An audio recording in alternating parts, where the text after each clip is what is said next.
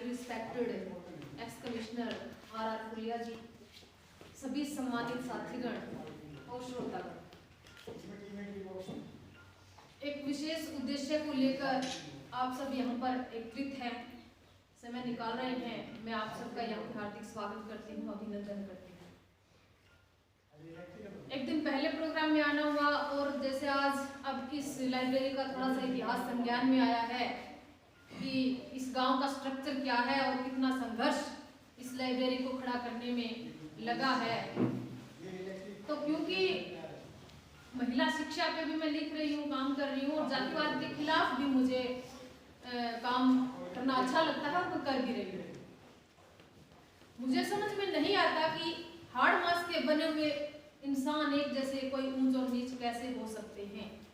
मेरी बहस होती रहती है, डिस्कशन होता रहता है, चाहे स्कूल हो, चाहे घर हो, चाहे समाज हो।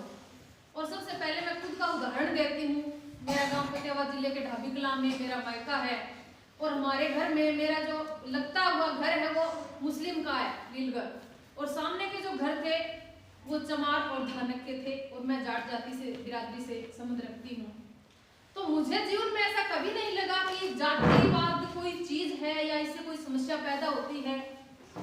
बच्चों की जो ब्रेन वॉशिंग की जा रही है, जो पॉलिटिक्स में राजनेता चंद वोट पाने के लिए जो समाज में जहर घोल रही है, उस चीज को हमें समझना है और वो समझी जा सकती है केवल और केवल, कोई हथियार नहीं है शिक्षा के अलावा हमारे पास।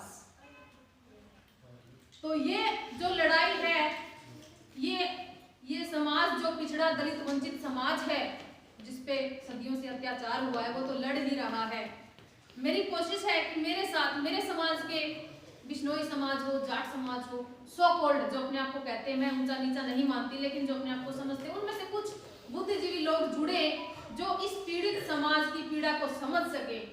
और ओम प्रकाश वाल्मीकि की लिखी हुई एक पुस्तक है जूठन, मैं वो बांटती रहती हूँ कि कम से कम वैसे इनकी पीड़ा समझ में न आए तो कम से कम ये किताब पढ़कर देख लीजिए कि किसी को बिना किसी कारण के ऊंचा नीचा कहने से क्या समस्या होती है।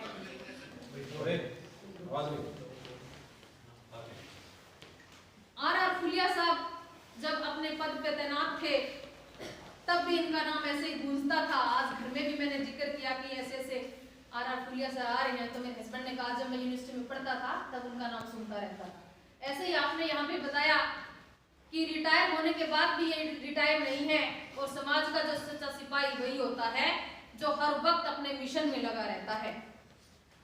चालिया सर ने बताया इनके बारे में कि कैसे सैद्धांतिक तरीके का जीवन जिया और एक हम देखते हैं कि डीओ भी स्कूल की विजिट नहीं कर पाते हैं, जिनका मुख्य टारगेट ही शिक्षा होता है जिले में, लेकिन कमिश्नर होते हुए भी इन्होंने स्कूल को अगर विजिट किया है, गए हैं ये, तो वास्तव में इन्होंने बहुत बड़ी भूमिका अदा की है और आज भी हमारे समाज को एक नई दिशा दे रही हैं तन मन और धन से। बहुत कम लोग हैं समाज में जो इतनी ठंड में खुद का पैसा लगाकर समाज की भलाई के लिए निकल सकते हो। तो मैं अनुभूति महसूस करती हूँ इनके पास बैठकर कि हमें भी इनसे बहुत कुछ सीखने को मिलेगा। और ये जो हमारे समाज में कलंक थे, चाहे ये ग्रंथ लिखे गए हैं तो किन्होंने लिखे, ये सारे सवाल हमें पैदा करने हैं कि किन्होंने लिखे, महिलाओं के लिए रूल किसने बनाए, दलितों के लिए रूल किसने बनाए, क्यों बनाए और क्या ये सही थे। तो ये अगर गांव-गांव में लाइब्रेरी का जो मिशन है ये और बढ़ता जाता है तो निश्चित रूप से हमारा जो समाज है, चाहे वो महिलाओं का समाज हो, दलितों का समाज हो, वंचितों का समाज हो, वो अपने अधिकारों को समझेगा और इस मिशन में कामयाब होगा। इस गांव के जागरूक लोग जो इस सोसाइटी को चला रहे हैं, इस लाइब्रेरी को जो चला रहे हैं, मैं उनका तहे दिल से धन्यवाद करती हूँ। डॉक्टर सतीश चौहान और उनकी सारी जो टीम है उनका तहे दिल से धन्यवाद करती हूँ कि मुझे भी ऐसे प्रोग्राम में आने का इन्होंने अवसर दिया और आगे भी जो है कोई मेरे लायक सेवा होगी तो मैं जरूर करती रहूंगी। मैं आप सबका बहुत बहुत धन्यवाद करती हूँ, बच्चों के जो भविष्य की कामना करती हूँ। धन्यवाद।